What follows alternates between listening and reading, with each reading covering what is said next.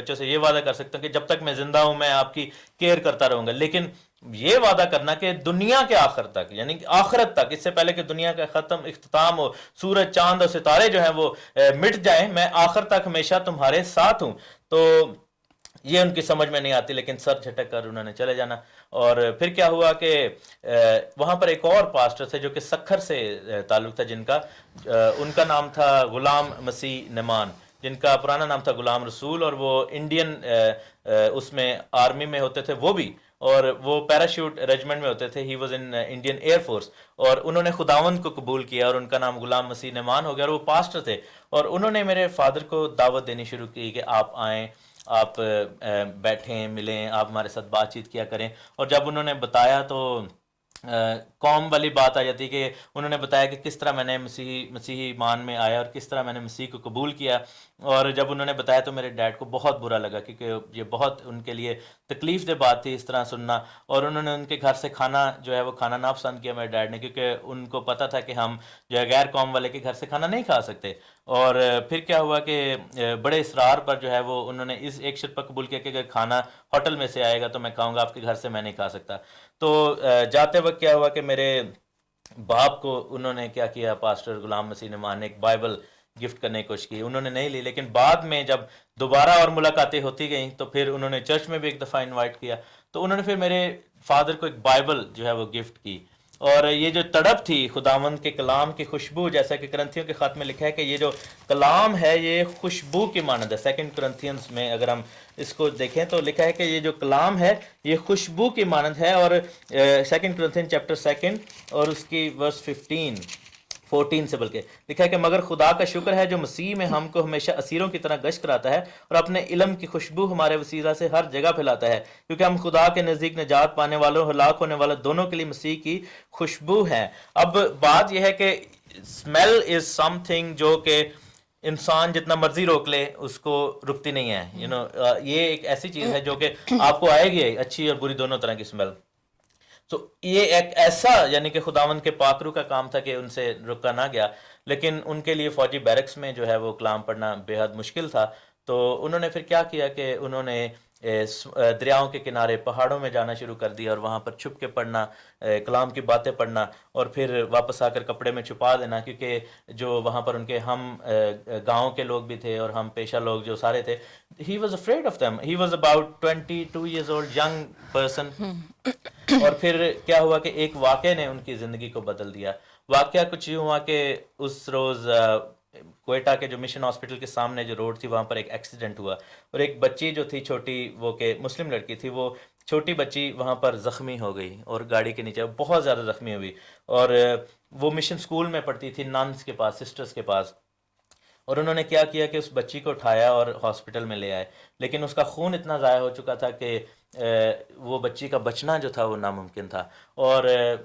اس کا او نیگیٹو خون گروپ چاہیے تھا جو وہاں پر اویلیبل نہیں تھا. تو میرے ڈیڈ جو تھے ہی واز دا ون جو کہ وہاں سے اٹھانے والوں میں اور اس چیز کے گواہ تھے. تو انہوں نے پھر کیا دیکھا کہ ایک بزرگ عورت آئی جو کہ نن تھی، جو کہ کرسچن مشنری نن تھی، اور وہ جو بچوں کے اسکول میں شی واز دا میٹرن. اور انہوں نے آ کے کہا کہ میرا خون لے لیں کیونکہ میرا بھی او نیگیٹو ہے، اور میں نہیں چاہتی کہ یہ بچی جو ہے یہ مر جائے، کیونکہ یہ ہمارے اسکول کی جو ہے وہ بڑی ہی بریلینٹ بچی ہے. تو پھر کیا ہوا کہ انہوں نے جب چیک کیا تو انہوں نے کہا کہ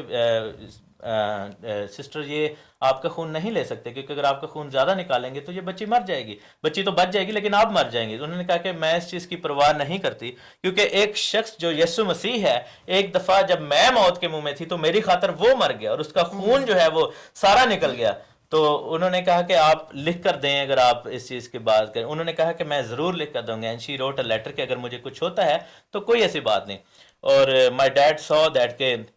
وہ بزرگ عورت وہاں پر لیٹ گئی اور اس کے بدن سے خون انہوں نے نکالنا شروع کیا، اور وہ خون جو تھا اس بچی کے بدن میں جاتا گیا. اور ایک ٹائم آیا ایسا کہ وہ بچی جو ہے وہ بچ گئی، لیکن جب انہوں نے مڑ کر دیکھا تو وہ عورت جو تھی، وہ بزرگ جو ماں تھی، جو سسٹر تھی، وہ مر چکی تھی.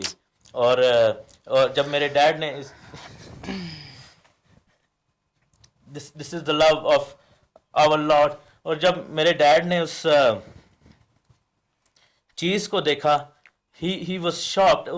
سر سے پاؤں تک جو ہے وہ ہل گئے. اور انہوں نے کہا کہ یہ کیسا پیار ہے جو ایک اجنبی کے لیے مرنے پر مجبور کر دیتا ہے، یہ کیسا پیار ہے، یہ کیسا ایمان ہے کہ نہ تو وہ بچی آپ کے ہم ایمان ہے، نہ وہ آپ کے مذہب سے تعلق رکھتی ہے، نہ وہ آپ کے گھرانے سے تعلق رکھتی ہے، نہ آپ کا کوئی اس سے رشتہ ہے، لیکن آپ ایک پیار کی وجہ سے اس کے لیے اپنی جان دینے کے لیے تیار ہو جاتے ہیں۔ تو اس چیز نے جو ہے اس شخص کو جو کہ ایک نوجوان تھا ہلا کر رکھ دیا، مسیح کی محبت نے جو ہے اس کے دل کو توڑ کر رکھ دیا۔ اور پھر کیا ہوا کہ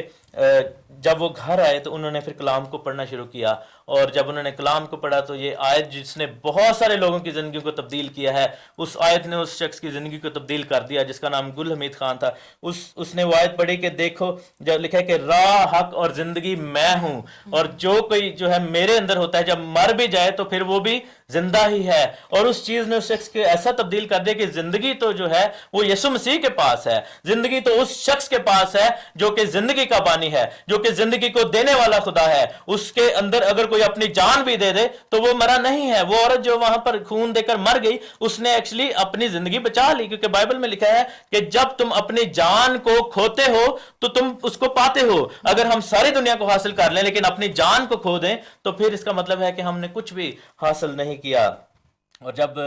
میرے باپ نے پاسٹر کو بولا کہ ہی وانٹس ٹو بی بیپٹائزڈ، وہ اپنی زندگی خداوند کو کیسے دے، تو انہوں نے اسے کہا کہ تمہیں اپنے گناہوں سے توبہ کرنی ہوگی، تمہیں یہ یقین ماننا ہوگا، اس چیز پر ایمان لانا ہوگا کہ یسوع مسیح جو ہے ہمارا نجات دہندہ ہے، اور اس کی صلیب جو ہے وہ ہمارے لیے دی گئی، اور وہ میرے لیے مرا، اور میرے گناہوں کو جو ہے وہ جس طرح اس عورت نے اپنا خون دے کر مجھے اس عورت بچی کو بچایا، میرے گناہوں کو جو ہے وہ یسوع مسیح نے اپنا خون دے کر اپنے اوپر لے لیا اور مجھے اس موت سے بچایا۔ میں بھی زخمی تھا، میں بھی جو ہے وہ مرنے کے بالکل قابل تھا، میں جہنم میں جانے کے قابل تھا۔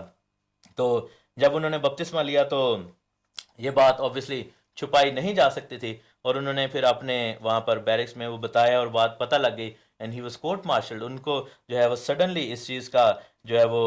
نقصان اٹھانا پڑا کہ فوج میں سے ان کو نکال دیا گیا، ان کی فیملی نے ان کو آگ کر دیا، کہا کہ یہ کافر ہو گیا ہے، اور اس طرح کی باتیں کی گئیں، منہ پر تھوکا اور دھکے دے کر نکالا۔ اور پھر کیا ہوا کہ کوئٹہ میں ایک شاپ میں انہوں نے مزدوری کرنی شروع کر دی، اور وہ سامان ڈھونا شروع کر دیا just because he wanted to stay in that faith. میرے عزیزو، بعض اوقات جو ہے بائبل میں لکھا ہے کہ خدا کسی کا طرفدار نہیں بلکہ ہر قوم میں سے جو اسے ڈرتا ہے، راست بازی کرتا ہے اور وہ اس کو پسند آتا ہے اس کو وہ لے لیتا ہے۔ ہم خدا کو نہیں چنتے بلکہ خدا ہمیں چن لیتا ہے میرے عزیزو۔ اور پھر کیا ہوا کہ اس شخص نے وہاں پر مزدوری کی، کیونکہ مسیح کی محبت میں وہ ایسا سرشار تھا کہ اس کے لیے چھوٹا کام کرنا بھی جو ہے وہ مشکل نہ تھا، اور وہ ہر رات جب وہ آتا تو اس کے ہاتھوں پر جو ہے وہ کریم لگایا کرتے تھے وہ امریکن مشنری، تاکہ اس کے ہاتھوں کے جو زخم ہیں وہ ہیل ہو جائیں، تاکہ یہ اگلے دن کام کرنے کے لیے تیار ہو جائے۔